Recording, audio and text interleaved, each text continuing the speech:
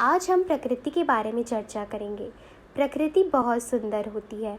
उसकी हर एक चीज़ कितनी सुंदर है, चाहे वो पहाड़ हो, नदी हो, पेड़ हो या कोई जीव। प्रकृति को देखकर हमारा मन प्रसन्न हो जाता है।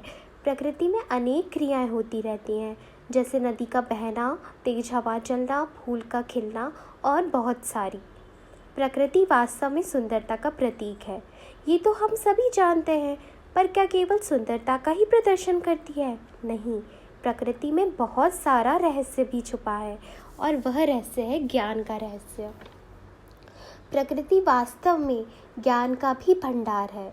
उसका हर एक जीव, हर एक क्रिया कोई ना कोई ज्ञान की बात बताती है और वास्तविकता से हमें अवगत कराती है। कोई भी व्यक्ति अगर प्रकृति के साथ समय बिताए तो संपूर्ण ज्ञानी बन सकता है। बस ज़रूरत है तो उसकी क्रियाओं को देखकर समझने की।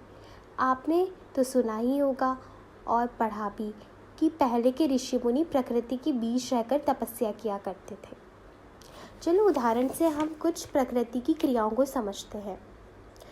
आपने फूल के खिलने की क्रिया को तो देखा होगा। जब एक फूल खिलता है तो वो बहुत सुंदर लगता है, पर जल्दी वह मुरझा जाता है। प्रकृति की इस क्रिया से हमें यह सीख मिलती है कि संसार में कुछ भी स्थायी नहीं है। समय सब कुछ बदल देता है। उसी तरह हमारे जीवन में भी कुछ स्थायी नहीं है, चाहे वो दुख हो, चाहे सुख हो या हम ही क्यों ना हो। यह क्रिया हमारे जीवन की क्षणभंगुरता का ज्ञान हमें देती है। चलो दूसरा भी उदाहरण लेते हैं। आपने नदी को देखा होगा, वो हमेशा बहती रहती है, तो बहाव के कारण उसमें जो गंदगी है वो उसमें ठहर नहीं पाती। पर तालाब स्थिर रहता है तो उसमें गंदगी जमा होने लगती है।